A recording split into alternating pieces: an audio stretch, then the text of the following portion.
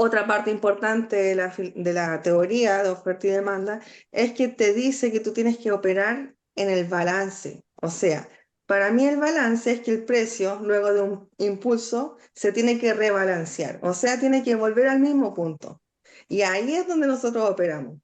Entonces, esperamos que pase un Mm, movimiento rápido, que rellene, que caiga, que rellene la ineficiencia o el imbalance, como le dicen, y vuelva al mismo punto de origen y ahí ya nosotros podemos negociar. Lo que pasa es que nosotros vemos el precio de una manera fractal. La fractalidad es el movimiento base del mercado. Entonces sube, baja, sube, baja.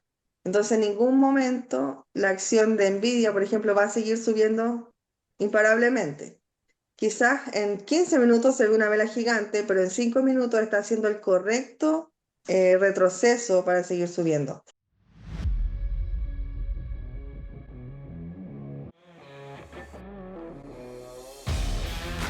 Bienvenidos sean todos a Negocios Invertidos, el programa dedicado a los negocios, emprendimientos e inversiones. El día de hoy contamos con la presencia de Andrea Aguirre. Andrea, muchas gracias por conectarte hoy día. Andrea nos va a contar un poco respecto a su vida. Ella es trader independiente, a pesar de que también ahí trabaja con hartos colaboradores. Ella pasó del mundo del estudio, estudiando del mundo relativo al derecho. Casi somos colegas, pero finalmente ella lo atrajo más el mundo de las finanzas y nos va a contar un poco más de su historia. Así que Andrea, te presento y muchas gracias nuevamente por compartir tu tiempo y por conectarte a esta llamada. Muchas gracias, me presento. Ahora personalmente soy Andrea Aguirre, estoy terminando, ya casi soy ingeniera en finanzas. También estudié Derecho en una universidad muy reconocida aquí en Chile. Eh, bueno, por cosas de decisiones de la vida, decidí optar por el mundo financiero. Vengo de una familia de matemáticos, yo sería la cuarta generación de estudiantes. Mi bisabuelo era contador y desde ahí hacia abajo, la mayoría nos derivamos hacia el área financiera. Em, apasiona el day trading, es como una de las principales fuentes de inversión en las que me dedico. También abarco otras áreas, el área inmobiliaria, el largo plazo, etcétera, pero el day trading es mi fuerte principalmente. Oye, Andrea, me llama la atención de cómo pasaste el mundo, del mundo jurídico o de algo que te traía quizás respecto al derecho al mundo financiero. Yo sé que tú nos comentaste que era por tema de familia, pero ¿fue una decisión pensada o fue algo que uno dijo o que tú dijiste en algún momento, me cambio, descubriste algo? ¿Cómo pasamos de ese lado al otro? La circunstancia de la vida, yo me casé y empecé a administrar la empresa de mi esposo y me di cuenta que no tenía idea de nada. Entonces me fui yendo hacia esa área ya más comercial y en realidad en derecho yo entré a estudiar eso porque me fue súper bien en la PSU y me alcanzaba para lo que yo quisiera. Nunca fue que a mí me apasionara la lectura, las leyes, nada, si yo quise ir allá porque era una súper buena profesión, súper bien vista, unos súper sueldos, pero Así dicen. de todo dicen, en lo mejor que me fue siempre fue en derecho económico. Y bueno, toda la información de las bolsas, las acciones, todo eso es algo que yo tenía casi en la retina desde mi infancia que he crecido con esos términos. Entonces, cuando me enfrenté en la realidad, mi esposo me dijo, ¿me puedes hacer una factura? Y yo no tenía idea de nada, me empecé ya a meter en esa área y bueno, ahora ya llevo todo el sistema contable, administrativo y bueno, entre otras cosas. Pero en realidad este mundo es apasionante a las personas que les llama la atención, no se van a querer ir del lado financiero, la verdad. Aunque es muy complejo, sobre todo por todo el tema de estafa relacionada, así que en realidad es difícil adentrarse como de la manera correcta, pero vale la pena. Eso es importante. Perfecto. Andrea, muchas gracias por aceptar la invitación. Quisiera entrar ahí con el tema del day trading, o el trading más que nada. ahí nos vas a contar tú cuál es tu estrategia, cuál es tu metodología, pero ¿tuviste algún mentor? ¿Cómo partiste con este tema? ¿Cómo llegaste a la metodología en la que te encuentras ahora? Si nos puedes contar un poco eso, tu inicio ahí en el mundo del trading. Mira, partí invirtiendo en largo plazo, así como desde la total ignorancia por mi banco, ¿ya? Entonces ahí ellos tenían plataforma de inversión y yo compraba acciones chilenas principalmente, que eran, no sé, pues yo escuchaba empresas o las veía listadas y como la asociación visible, no sé, Copec, que fue una de las primeras que compré, Sokimich, todo eso lo hice yo desde la ignorancia, ¿ya? Entonces, igual tuve buenos rendimientos y me motivaron a seguir adentrándome en el mundo, sobre todo un tiempo que una acción ganó mucho y después se devolvió y yo me arrepentía de no haber sacado la ganancia, porque como era a largo plazo, en realidad nunca pensé yo en retirarla. Y bueno, me metí a estudiar después específicamente análisis técnico bursátil en un curso que hacían en la Universidad de Chile con Sergio Tricio, más o menos como unos 6 años atrás. Bueno, hace mucho tiempo, mucho antes de la pandemia y que existiera todo ese mundo de educación online, que ahora yo creo que son mucho mejores los cursos que hacen.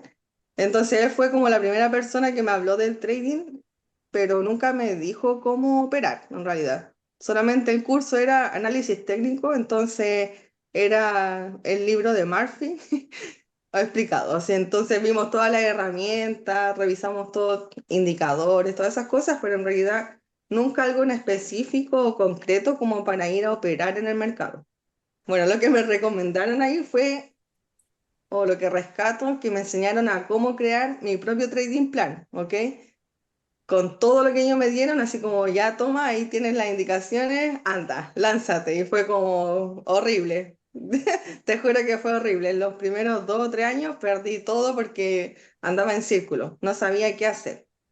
Ujú, Bueno, investigando, investigando, después llegué a otro curso, pero era de mercado financiero. Ese era de la ujú, Universidad de Yale, pero era online también. Y ahí el profesor Robert Schiller, él hablaba siempre de los futuros, el mercado de futuros, que él había creado un índice, que el índice del precio de la vivienda. Entonces me empecé a meter ya a ese mundo. Y cuando ya estaba dentro del mercado de futuros, supe que para operar en Nasdaq y el Standard Poor's 500 tenía que hacer negociaciones sí o sí dentro de una jornada diaria. O sea, no podía pasar mi operación de un día a otro. Entonces, yo que venía operando a largo plazo, después haciendo ya más tipo swing, tuve que reformular todo mi conocimiento y adaptarlo a una metodología de corto plazo, muy corto plazo, de hecho, day trading. Entonces, ahí fui aprendiendo, encontré a un musulmán que siempre lo comento, súper bueno, Raja Sahil se llama. ujú. Rajasa Hill Sangais, él enseña una metodología de operar, pero el problema de él es que no negocia futuros. Él lo que Mm. enseña es en Forex. Entonces yo me aprendí su método y tuve que adaptarlo a los índices americanos que funcionan de una manera completamente diferente, pero En- bueno, lo logré. Entre No, fue- paréntesis, entre paréntesis, sí. Andrea, que en este camino, que por lo que cuentas son de varios años, ¿quemaste alguna Sí. cuenta o al final sobrevivieron las cuentas a la mala estrategia al comienzo? No, yo, mira, he quemado bastantes cuentas. Una Ya. vez quemé una cuenta súper grande que era capital financiado. Ujú, Yo me demoré aproximadamente 3 meses en pasar una evaluación para en adquirir un presupuesto como de $100.000 para manipular. Y ujú, resulta que esos 100, yo juraba que iban a ser los 100 para mí, y no, pues había un límite establecido que en realidad eso es el capital que te pasan, eran como $3.000. ya. Entonces, bueno, una vez yo me sobreapalanqué, me acuerdo en una noticia, una nómina no agrícola, operando el oro. Entonces, todas mis ganancias que llevaba, no sé, del mes, casi $2.000 de profit, los perdí en solamente como 3 segundos.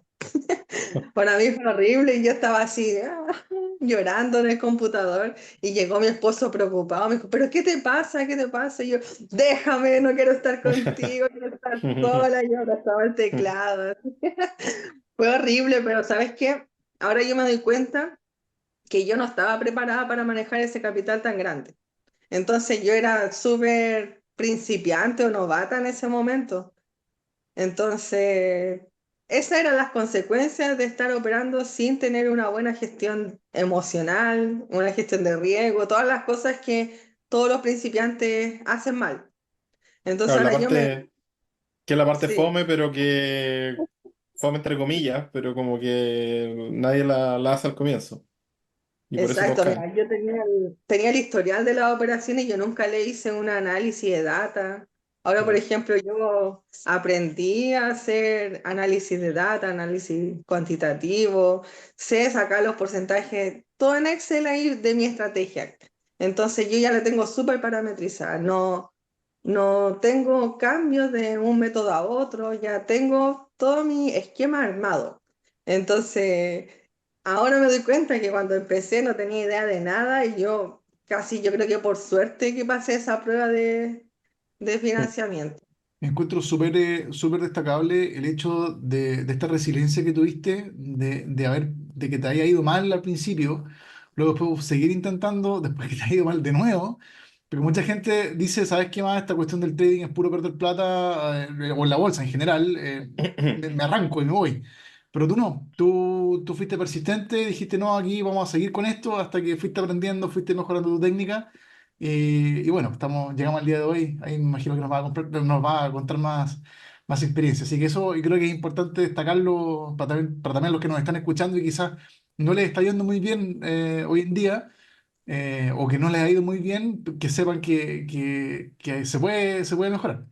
Respecto a lo que tú dices, es súper importante partir perdiendo, porque en el trading, al contrario de otros trabajos, aquí solamente mejora el que pierde. El que siempre gana y hace todo bien no tiene la oportunidad de mejorar. Entonces, si tú no mejoras, o no te interesa mejorar, en realidad no sabes lo que estás haciendo mal.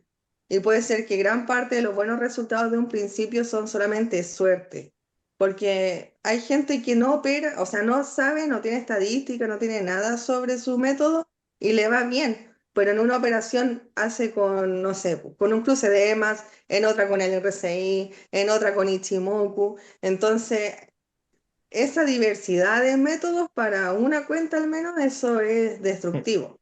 Entonces, perder es fundamental para avanzar. Y además que hay un promedio de 5 años que una persona se demora en ser rentable. Entonces yo siempre tenía la esperanza, así como, no, si no importa, todavía estoy a tiempo porque me quedan tantos años. Sí.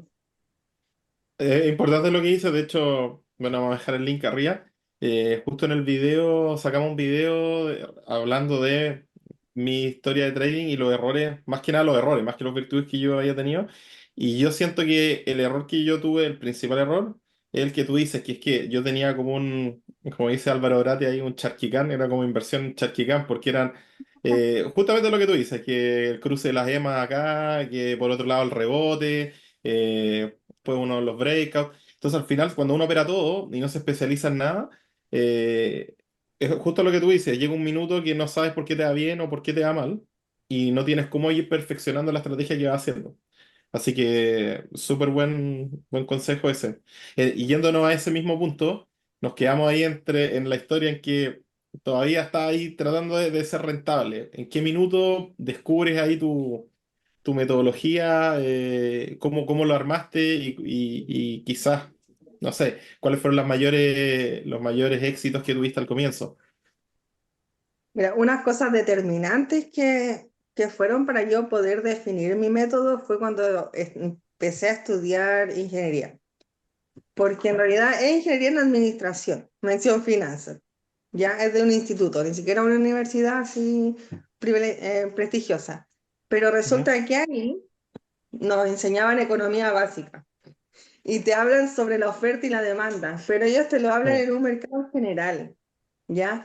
Pero si tú te pones a analizar el mercado cotidiano, el del almacén o el de, no sé, del supermercado, es lo mismo que pasa en la bolsa, pero en una versión ya mucho más, con mucho más volumen, más dinero, etcétera. Pero es lo mismo en realidad. ¿Qué te dice la teoría de los mercados de oferta y demanda? Que nosotros necesitamos operar en el balance del mercado o necesitamos buscar el punto de equilibrio. Entonces, si tú miras el gráfico, tú no vas a saber dónde está el punto de equilibrio, tenés que tirar una línea alcista, una bajista, encontrar ahí el punto donde intersectan. Ya, eso se supone que funciona así el mercado en general, ¿ya? Pero si tú lo vas a ver al gráfico, eso no aparece en ninguna parte. Pero sí te hablan que el mercado tiene ineficiencias o tiene desequilibrios o tiene exceso de oferta o exceso de demanda. Esos excesos son los que nosotros buscamos en el gráfico.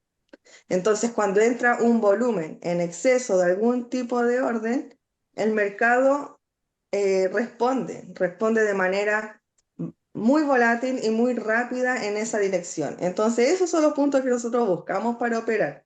Buscamos que sea un movimiento acelerado, que tenga un buen volumen de flujo. Entonces, por ahí ya me empecé a adentrar en esa teoría en sí y enfocarme principalmente en eso, que es algo que viene funcionando desde que se creó el comercio en sí. Así que por ese lado me fui y lo supe interpretar en el gráfico. Eh, un ejemplo así como ya más bursátil es Ujú.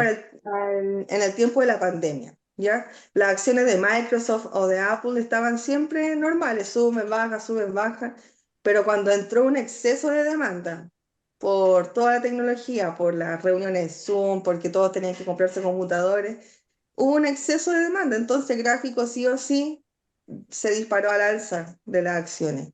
¿Ya? Entonces, todo eso nosotros lo estábamos viendo como una oportunidad de entrada. Pero otra parte importante de la teoría de oferta y demanda es que te dice que tú tienes que operar en el balance. O sea, para mí el balance es que el precio, luego de un impulso, se tiene que rebalancear. O sea, tiene que volver al mismo punto. Y ahí es donde nosotros operamos. Entonces, esperamos que pase un Mm. movimiento rápido, que rellene, que caiga, que rellene la ineficiencia o el imbalance, como le dicen, y vuelva al mismo punto de origen y ahí ya nosotros podemos negociar. Entonces, todo ese ruido por noticias, por reportes, por la FOMC, por nóminas no agrícolas, todo eso en realidad es ruido. Y la dirección te la da cuando manda el movimiento inicial, pero tu oportunidad no es cuando la vela va subiendo y tú tenés que apurarte porque se te va a ir. Tu oportunidad es en el rebalanceo, Mm. cuando vuelve al punto inicial. Y ahí tú tienes que negociar. Eso es como ya como más teórico en sí de la estrategia que yo uso, pero funciona. Eso es Sí, justamente, importante. justamente te iba a preguntar, como yendo nomás como al ejemplo, al términos reales, porque quizás las personas pueden ver, de repente a mí también me pasa, porque yo ocupo análisis técnico, pero veo tus análisis que los encuentro entretenidos, pero muchas veces no entiendo tanto, No se porque entiende. tampoco no es la metodología que yo ocupo.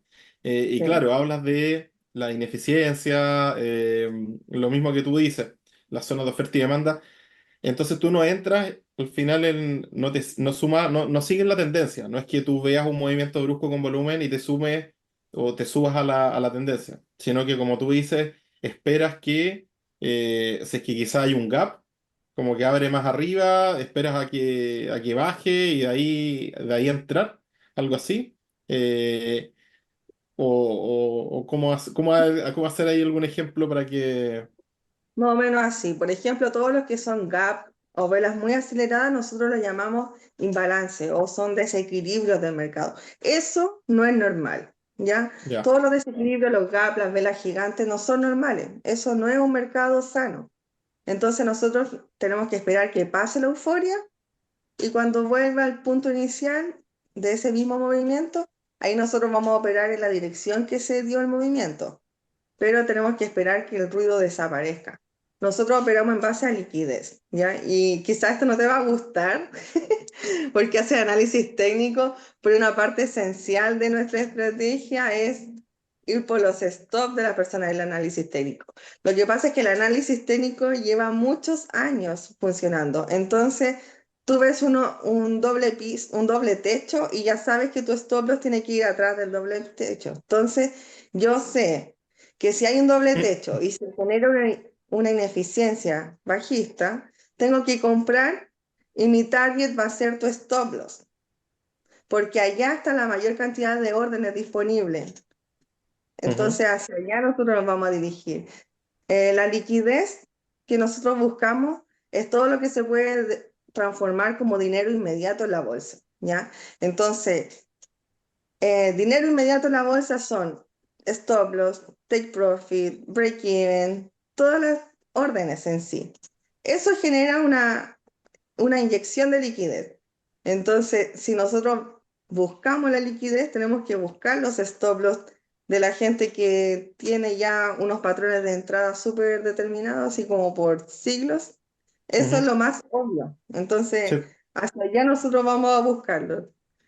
Ahora, yendo en eso, lo entiendo totalmente. Y de hecho, hay mucha gente que opera esto, los fail, breakdown, y espera justamente a que se coman los stop loss. Esperan quizás la reversión y se suman. Es bien interesante.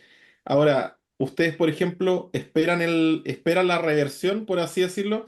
Y yo soy más de análisis técnico por eso, pero si tenemos un soporte, se rompe el soporte, empiezan a comerse los stop loss. ¿Tú entras ahí inmediatamente o esperas que se vuelva a recuperar el soporte? Lo que pasa es que el soporte o la resistencia es un punto intermedio. Si tú te fijas, para que haya un soporte, tiene que haber por acá un punto inicial y acá otro. Ajá. Entonces el soporte siempre pasa por el medio. Nosotros no operamos al medio. Nosotros buscamos los puntos iniciales o finales del movimiento. Entonces yo nunca voy a operar en un soporte o resistencia. Voy a operar en el punto inicial que está más abajo o en el punto final que está más arriba. Entonces, Ujú. ¿Esperas la reversión? Por ejemplo, si va cayendo y rompe un soporte, ¿esperas que el precio se revierta o entras buscando liquidez al tiro? No sé si me explico.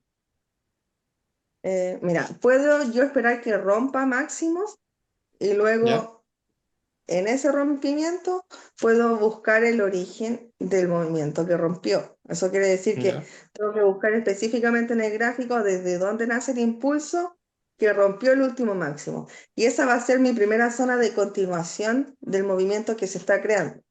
Entonces, supongamos que rompió un doble techo, Ujú. se liquidó el ¿Sí? último precio, el precio baja y tiene que ir a una zona de continuación. Y la zona de continuación es para continuar el movimiento que rompió. Entonces, en esa zona tú te puedes posicionar, pero tiene que Ya. ser después de que haya roto.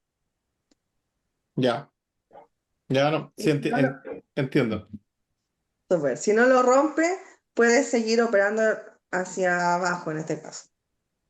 Oye, pregunto, Andrea, si ustedes, me imagino que igual hacen harto day trading, no les da tentación aprovechar esa subida que yo sé que tú nos comentaste que no aprovechaban, o sea, evitaban meterse en temas cuando hay mucha fluctuación, prefieren que se calme un poco la situación. ¿Hablas por el mercado en general o o el análisis de una acción en particular para meterse? Porque si tú estás haciendo day trading, me imagino que hay momentos en que uno dice, oye, aquí salió una noticia importante, quizás la acción se dispara, aprovechar ese día para poder generar un margen de utilidad o lo evitan 100%. Mira, para poder negociar en particular algunos activos, necesitamos que tenga algunas condiciones. Por ejemplo, que tenga em, fluidez, o sea, volatilidad, la volatilidad mínima. Por ejemplo, no es muy conveniente operar acciones que no se muevan. Ya, por ejemplo, en Joy, eso es imposible de operar porque no se mueve mucho el precio. En cambio, activos como Nasdaq o Nvidia, esas son muy volátiles. Entonces, los ¿Te días refieres al que ADR, perdón? ¿O el ATR o alguno de esos instrumentos? como No, no, el rango que se opera. no, no, en sí Ya, no. No ya, me refiero a un indicador en específico, ya, ¿ya? Pero por ejemplo en Nvidia, cuando hay algún tipo de reporte, el precio se mueve así infinitamente. Pero en toda esa volatilidad que produce en gráficas más pequeñas, se está devolviendo. Lo que pasa es que nosotros vemos el precio de una manera fractal. Bueno, la fractalidad es el movimiento base del mercado. Entonces sube, baja, sube, baja. Entonces en ningún momento la acción de Nvidia, por ejemplo, va a seguir subiendo imparablemente. Quizás en 15 minutos se ve una vela gigante, pero en 5 minutos está haciendo el correcto retroceso para seguir subiendo. Entonces nosotros vamos a aprovechar el retroceso quizás en 5 minutos para poder posicionarnos. La idea es que como el mercado es fractal, tiene secuencias. Eso quiere decir que lo que pasa en una hora también se va a ver en, no sé, 15 minutos o en 5 minutos. Entonces nosotros, si no tenemos la oportunidad en 15, podemos buscarlo en una temporalidad que esté alineada con la secuencia.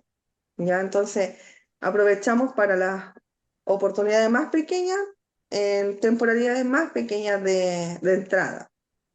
Pero en sí, si los aprovechamos todos esos movimientos, lo usamos como confirmación. Entonces, luego que se produce un movimiento muy acelerado, ya tenemos lista nuestra confirmación y ponemos nuestra orden limit o en stop ahí esperando que vuelva. Perfecto. Claro, perfecto. como dices tú, para analizar mejor el movimiento. Claro. O sea, es que, por ejemplo, un movimiento muy acelerado para nosotros sería una confirmación. Entonces, como confirmó, tenemos que poner ahí mismo Ya. nuestra orden y Vale, esperar que se ponga. perfecto. Ahora, yendo a ese mismo punto que tocaste de la temporalidad, ¿cómo operan ustedes en base a la temporalidad? Diario, lo van midiendo en 60, en una hora, 30 minutos. ¿Cuál es la estrategia usando las distintas temporalidades? Algo tocaste, pero a ver si puedo entrar un poco más en ese tema. Nosotros tenemos terminologías para separar las temporalidades. Tenemos scalping, intraday y swing. Y cada una tiene una secuencia diferente. ¿Ya? Para intradiario, nosotros vamos a estar viendo gráficas diarias de 4 horas y de 1 hora. Y la confirmación en 15 minutos. ¿Ya? Pero lo que a mí me gusta hacer es en, en una secuencia scalper. Eso significa que yo voy a tomar temporalidades de 4 horas, de 1 hora y de 15 minutos. ¿Ya? O hasta 5 minutos. Me puedo saltar de 4 horas, 15 minutos y 5 minutos. Y puedo variar entre 1 hora, ¿ya? Pero lo que a mí me gusta es que yo puedo tomar esas entradas porque tienen muy poquito riesgo, porque como son scalper, las zonas son muy chicas de stop loss. Entonces te da la oportunidad de quizás poner más operaciones o de salirte antes. El scalping para nosotros a veces dura 3 o 4 horas. El day trading nos dura una operación toda la sesión. Pero tenemos una regla que si es que tú estás tomando una operación en scalping y te rompe zonas opuestas mayores a 1 hora, lo más probable es que ese scalping se transforme en un day trading. Entonces tú puedes tomar entradas con un riesgo enano y que tu ratio se extienda hasta un 10, un 12. Entonces, a mí me gusta mucho eso porque si tú estás haciendo trading de tendencia, lo más probable es que esa operación en scalping te funcione todo el día.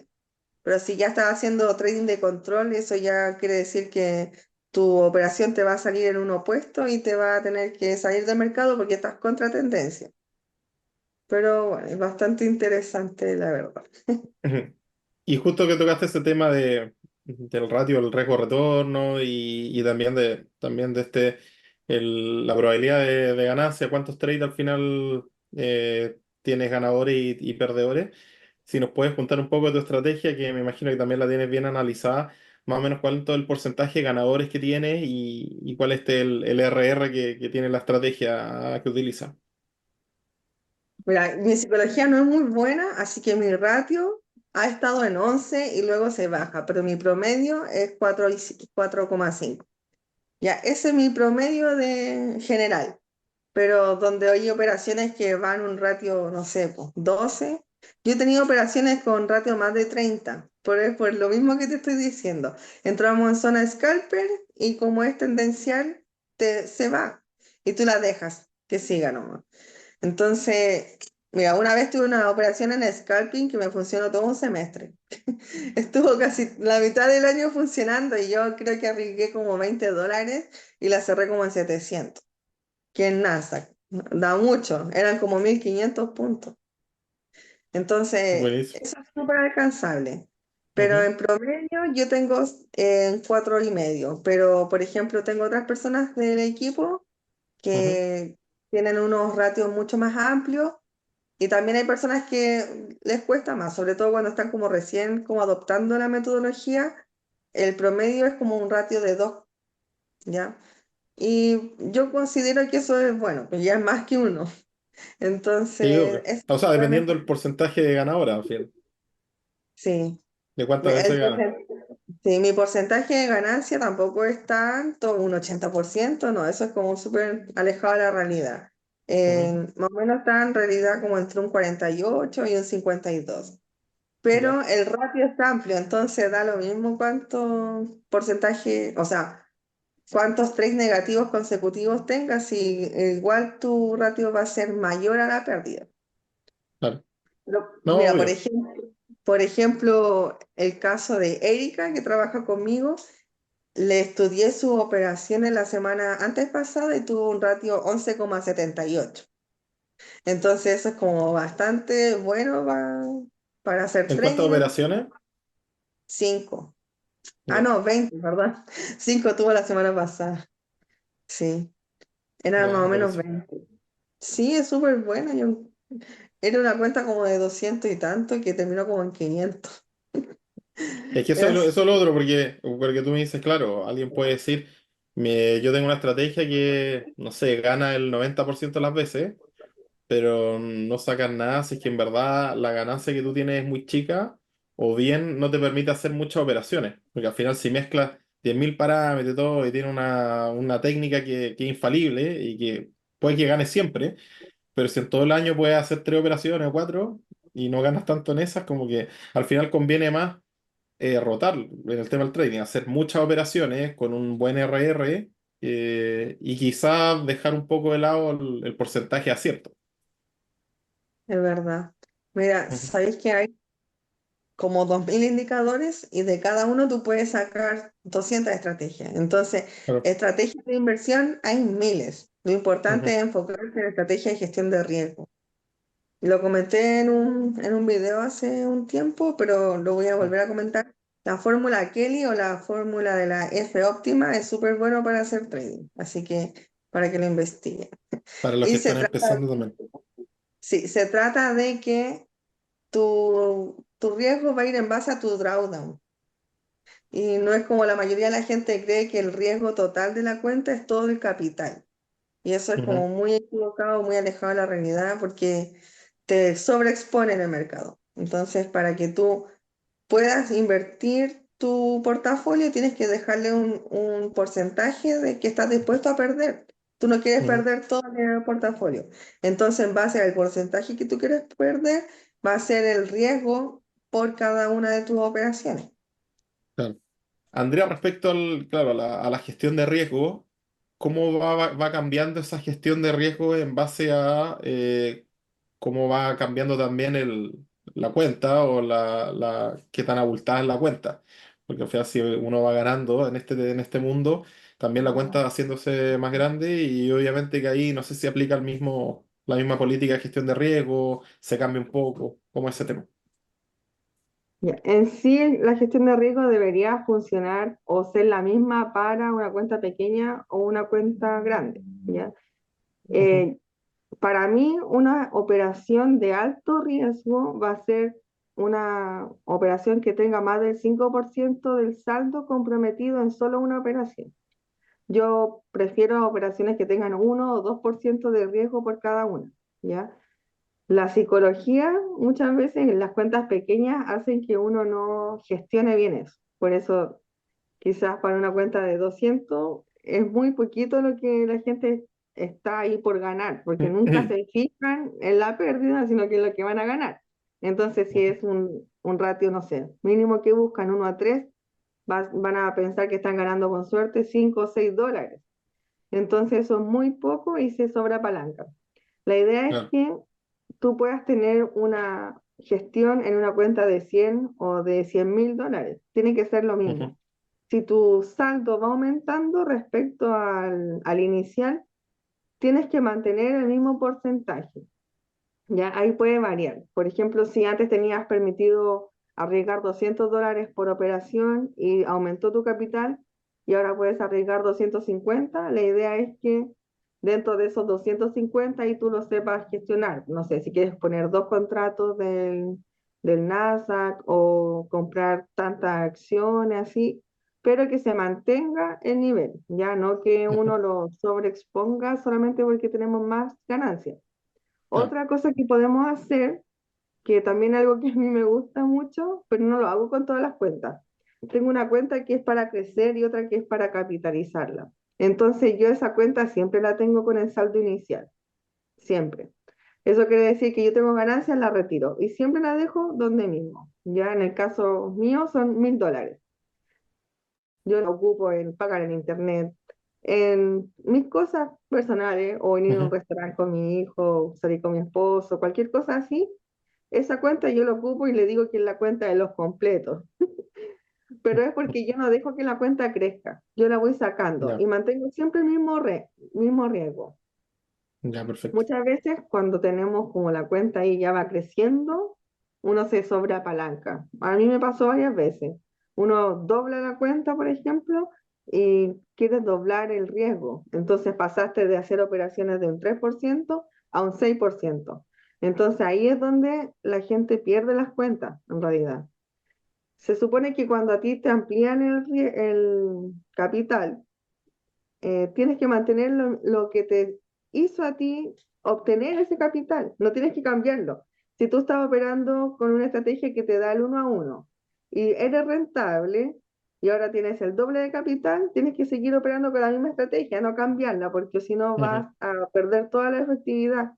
La efectividad aquí va directamente a una estrategia y un método. Entonces, si tú la cambias, le estás cambiando toda la probabilidad de efectividad a tu método.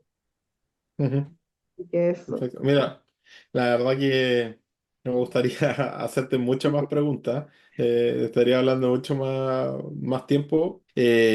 Para ir finalizando, al menos por mi lado, me quedan un par de preguntas que me gustaría hacer, más cortitas, pero primero, en cuanto a tu estrategia y al tema del trading, ¿cuál es tu porcentaje de retorno quizás anual, si es que lo tienes visto en promedio de los últimos años, quizás que está siendo más rentable? Me imagino que ha ido mejorando tu estrategia.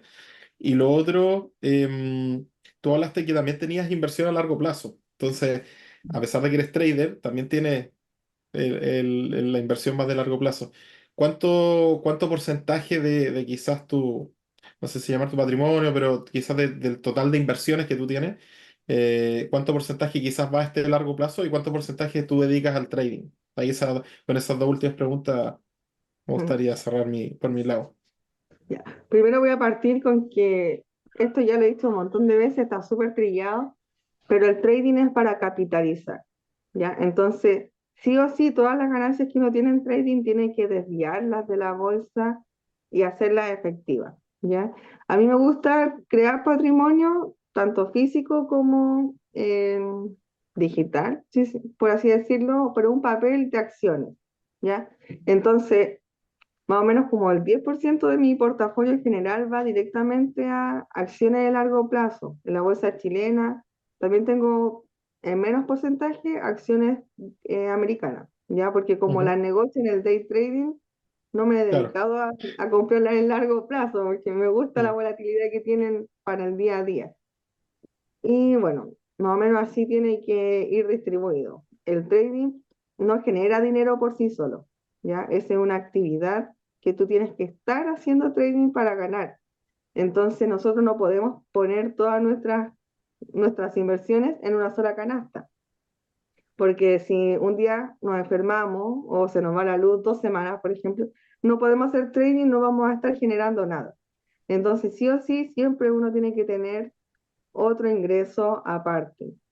Va a ser mucho más gratificante si ese ingreso viene de tus ganancias del trading, así que hay que cuidarse de las ganancias también, reinvertirlas, no comérselas todas, Ujú, no disfrutarlas tanto, sí, cuidar el capital para que crezca y que crezca de ujú. una manera sola, o sea, que tú puedas tener ahí donde echar mano si es que no puedes hacer la actividad de corto plazo en el trading.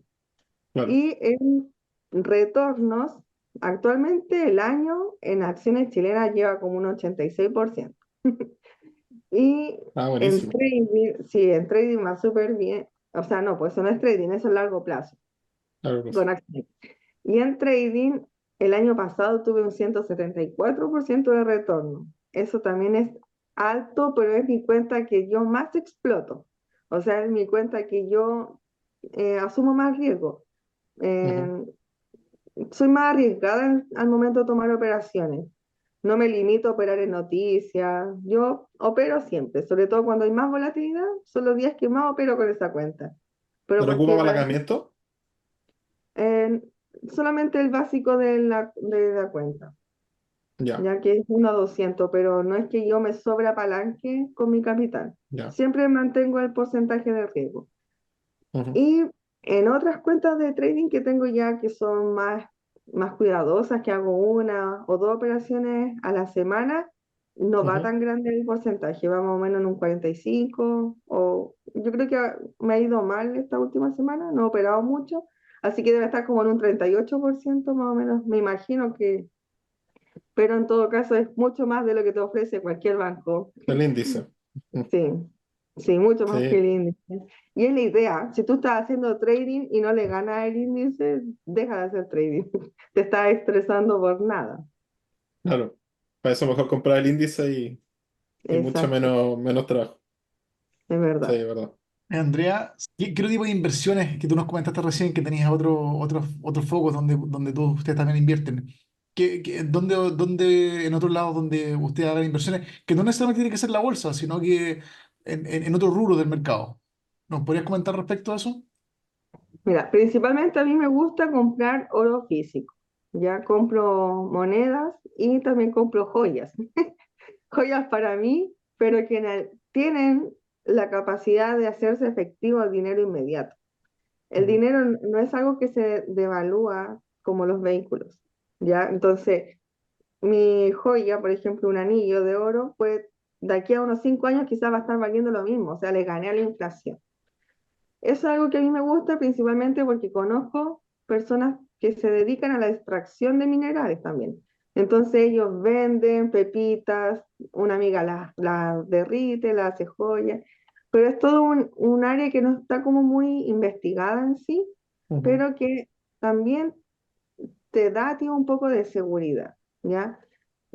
Si nos ponemos catastróficos a hablar, si se cae el sistema financiero, nosotros necesitamos cosas que podamos hacer efectivas, ya sea por trueque o por cambio de servicios.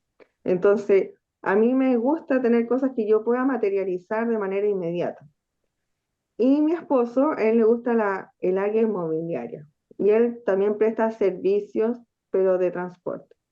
En el área inmobiliaria nosotros hemos comprado terrenos y casas, ¿ya? Casas quizás en una población, tenemos una casa en una población que es la de muchos años, de esas como, no sé cómo se llama, pero son como que fuera un edificio de 2 pisos, pero son varias casitas. Esa Ya. población tiene alrededor de 80 años. Los vecinos de esa casa son solamente gente de tercera edad. Y la casa se la compramos a una persona ya mayor que había muerto todos sus hermanos y la casa era de sus papás y la persona ya estaba con ganas de deshacerse de la casa. Entonces nosotros entramos, le compramos su vivienda y luego la arrendamos. También nos pasó con el terreno donde yo estoy viviendo actualmente. Mi esposo es experto en buscar cosas infravaloradas, ¿ya? Ujú. Nosotros buscamos el mejor sector de la localidad donde vivo, así como donde se ven las casas más lindas, ¿ya? Pero buscó el terreno más feo. Era un terreno que estaba abandonado, tenía el pasto de 2 metros, una casa que se había caído, estaba así sin techo, y nos contactamos con los vecinos para buscar al dueño. Resulta que era una dueña que vivía en Santiago y no venía acá al campo hace como 20 años. Entonces nosotros le hicimos todos los trámites. Le dijimos, usted tiene que solo firmar. Y nosotros hicimos todos los trámites, buscamos todos los documentos y le pagamos. Y ahora ella, las veces que ha venido a Melipilla, nos viene a ver. Viene, visita el terreno y ella no podía creer que su casa horrible ahora es una propiedad comercial. Ni siquiera es una casa de habitacional. Nosotros la Ujú. arrendamos a una empresa. Hay un negocio ahí. Ya. Es un asilo de ancianos, ¿ya? Mm. Entonces, la plusvalía de ese terreno aumentó, yo creo que en 300%. Nosotros compramos, mira, te voy a dar la cifra, en 25 millones. Y el terreno vacío de acá al lado lo vendieron hace 5 años en 80, pero hace ya 5 años y el terreno Claro. vacío. Entonces, yo creo que esa es una habilidad también, pero lo aprendimos, no recuerdo, que fue un chileno que invierte en inmuebles y yo le escuché Ujú. un podcast. De hecho, mi esposo me lo dijo, mira, míralo a él. Y él decía, busca la casa más fea en un buen barrio. Y sabéis que en realidad funciona el método. Muy bueno. Tengo la ¿Puede ser de experiencia cine en economista, quizás, el podcast? puede ser. Era Mm. de alrededor de 40 años la persona, Ya, hombre. sí. Mm. Mira, tengo el caso de mi cuñado. Él se compró un site evaluado, o sea, ha evaluado yo creo que como en unos 100 millones de pesos, pero ¿qué Ujú. él hizo? Ese site había sido una casa de noche, ¿ya? Para no Ya, decir la palabra. Y eran muchas habitaciones. Él reformó todo y hizo mini departamentos y la rentó así todas por separado. Entonces, yo creo que hay un muy buen ratio de ganancia en esas cosas que están como abandonadas y feas, que tienen, Ey, a- tienen valor, pero no se aprecia. aparte súper bien diversificado el portafolio de inversión entre Sí, la sí, parte está bien. Bueno, inmobiliaria. igual hay que saber manejar esos temas, sobre todo el caso del CID, por ejemplo, que si uno lo ya después lo arrienda es como un mini multifamily, empieza a vender esos dormitorios, esas piezas, esos espacios que imagino que están acondicionados como estudios o algo así. Bueno, también Mm. el problema con los arrendatarios y todo eso realmente a veces es más complicado, pero si se administra bien y se corre ese riesgo, que nuevamente todo tipo de inversión tiene su riesgo, igual puede ser, o sea, me imagino, bastante beneficioso y genera rentabilidad. Para un próximo entrevista podríamos quizás traer a tu marido ahí para que también nos dé esos detalles y nos comparta Sabes su Tienes experiencia. toda la razón con eso, que hay que tener cuidado y con los arrendatarios. Mi cuñado se estaba estresando ya con tanta gente, entonces Mm, tenía un administrador y le ofreció al mm. administrador arrendarle. Le arrendó al administrador en una X cantidad de dinero y él después se dedicó a arrendárselo ya a otras personas, pero buscar una persona que te haga todo ya te ayuda a ti. Yo creo que Claro. al principio uno tiene como la mala idea de que uno hace todo bien y quiere hacer todo, y en realidad no funciona así. Yo creo que hay mucho potencial que uno tiene que aprovechar y hacer equipos con personas que tengan unas alineaciones similares a las nuestras. Exacto, y también hay mucho, de repente hay oportunidades en el mercado que uno o no conoce o no se le han ocurrido, como bien dices tú, o sea, hay muchas corredoras de propiedades que tienen el servicio finalmente de que ellos se hacen cargo de todo.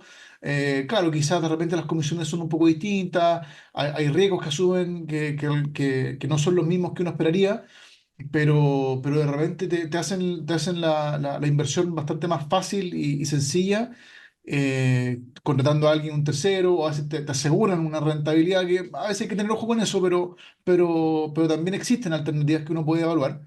Así que es interesante cómo ustedes han ido viendo los distintos tipos de áreas que hay en las inversiones, no solamente en bolsa, sino que también fuera de ella. Pablo, no Hay sé que si tener tenemos... visión. Exactamente, visión. Sí, Pablo, ¿tiene sí, no, una...? mira, es que yo seguiría conversando porque me encanta el tema, pero en pos del tiempo igual de Andrea, hagamos el Sí, cierre con las preguntas finales. Ya creo que ya llevamos como unos 50 minutos de sí, grabación, así te que encontré, sí. sí, Mira, dale nomás. bien, Andrea, vamos cerrando ya la entrevista. Ha sido bastante interesante. Nos gustaría Sí. cerrar con las clásicas preguntas al cierre que hacemos nosotros. Primero, ¿algún libro, película o serie que nos puedas recomendar, ya sea ligado al mundo de las inversiones o algo que te haya llamado la atención en el último tiempo? Mira, hay una serie que me llamó la atención particularmente porque es de traders, ¿ya? Se llama Industry, está en HBO, véanla. Ahí hay una mujer que se hace pasar como ingeniera en no sé qué, porque no me acuerdo, pero entra a trabajar en un fondo de inversión y ella nunca había negociado. Entonces ella empieza a operar porque su jefe la mandan a invertir, creo que divisa, y llega un punto que perdió casi gran parte de todo el portafolio que le dieron a ella.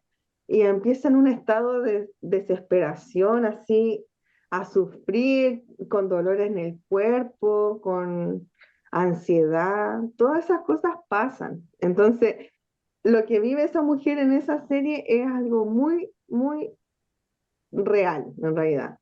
O sea, cuando a ti te pase, tú lo vas a entender. A mí me pasó y yo Mm. estuve en la situación de ella, entonces yo sé que eso obviamente es actuado, pero refleja muy bien el estrés que viven los traders. Industria es una muy buena serie como para ver cómo funciona un fondo de inversión desde adentro. Obviamente ahí le ponen trama, que las fiestas, que todo eso, que en realidad eso no es, pero es como para hacer más atractiva la serie. Pero la psicología que trabaja esa mujer, una morena que tiene como trencitas en el pelo, ella es como la persona más afectada al momento de negociar. Y un libro, me gusta Principios de Ray Dalio. Creo que ese es Ah, un buen libro como para empezar en todo el mundo de las inversiones. Tiene otros, pero ya son como más profundos que en realidad, Mm. si no sabes mucho de ah. inversiones, vas a encontrar que es muy catastrófico. Y Oye, bueno, eso principalmente. oye, Andrea, entre paréntesis, ahora, dado lo que dijiste, ¿cuánta gente conoces que vive del trading? Me la conozco bastante. De hecho, hay una persona con la que yo trabajé en el ¿Mm? verano, que ahora ya dejó el trabajo y está solamente enfocado en vivir del trading. Ya otras personas que hagan trading, también conocí a una persona aquí cerca de donde yo vivo y también conozco al mentor, al que me enseñó a mí raja, el Robert Schiller. Es que lo que pasa es que vivir del trading nunca va a ser así, porque una persona que hace trading nunca solamente depende de los ingresos del trading. Por ejemplo, Schiller, que él hace trading, hace operaciones directamente en la bolsa, puede ir a negociar directamente a Wall Street o a Chicago. Él hace clases en la Universidad de Yale, entonces tampoco es que viva solo del trading. No, Tengo claro. O sea, la pregunta es más que nada como gente que quizás puede dejar de trabajar el típico trabajo de lunes a viernes y quiere otro tipo de ese tipo, como un trabajo más formal o más clásico, por así decirlo, y ser independiente y hacer trading. Está claro que no solo las ganancias o los ingresos van a ir solo del trading, pero que permita al menos vivir de esa manera. Al menos yo dejé mi trabajo que tenía para dedicarme a Ujú. hacer trading, porque es súper alcanzable el sueldo promedio con una buena rentabilidad. Y otros ¿Ya hace casos, por cuánto? no, yo no trabajo con jefes como desde el 2019. Ah, buenísimo, Sí, buenísimo. y después estuve incursionando también, tuve una cafetería, siempre he querido hacer negocios, pero no me resulta. Diversificado. Lo Está que bien. pasa es que no, todos los negocios uno tiene que estar ahí al Ah, principio al menos. Entonces, eso es incompatible con una persona que se dedica a hacer trading. Sí. No puede estar en dos partes al mismo tiempo. Mm, Sí. sí. Andrea, ¿algún hobby o pasatiempo que tengas actualmente? Actualmente no, estoy lesionada, pero me gusta jugar voleibol y bueno, también me gusta salir con mi hijo, lo llevo a hacer deporte, a sus talleres, es como lo que más me absorbe. Y algo que estoy haciendo yo como casi pasatiempo es estar programando. Ya estoy dedicándome a la Mm. programación inicial. No puedo todavía crear nada interesante, pero ahí estoy ya aprendiendo el lenguaje Python. Ah, buenísimo. Qué bien diversificada estás tú, Andrea, y en tu familia también Ujú. hacen de todo un poco, así que mientras se pueda mantener, está súper bien. Andrea, ¿cómo te Sí. pueden contactar si quisieran llegar a ti? ¿Algún correo, o mejor dicho, a través de redes sociales, algún sitio web, o a través de qué mecanismos te pueden contactar? Redes sociales, tengo Twitter y LinkedIn.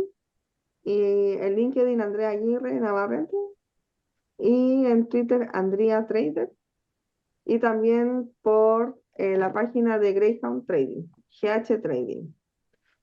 Y bueno, esas son mis Perfecto. principales redes. Ahí tú haces asesoría, así personalizada. Sí, y análisis bursátil de lo que esté pasando en el momento. En realidad tenemos como un buen equipo ahí que estamos manejando la bolsa y viendo en el día a día lo que sucede. Todos los días estamos ahí viendo noticias, los reportes, todas Claro, esas cosas. Perfecto. Andrea, perfecto. muchas gracias por tu tiempo. Ha sido una entrevista bastante interesante, llena de harto contenido. Para los que Sí. alguna vez quizás quedaron en algún momento un poco colgados con la información y con tanto concepto, Mm, en los comentarios tengan la libertad de preguntar y nosotros vamos a ir respondiendo a medida que vayan llegando los comentarios y también dando respuestas que también les podamos otorgar. Así que Andrea, Perfecto. muchas gracias. Igualmente, saludos a todos y buenos profits. mm. Cuídense. Chao, gracias Andrea, que estés bien.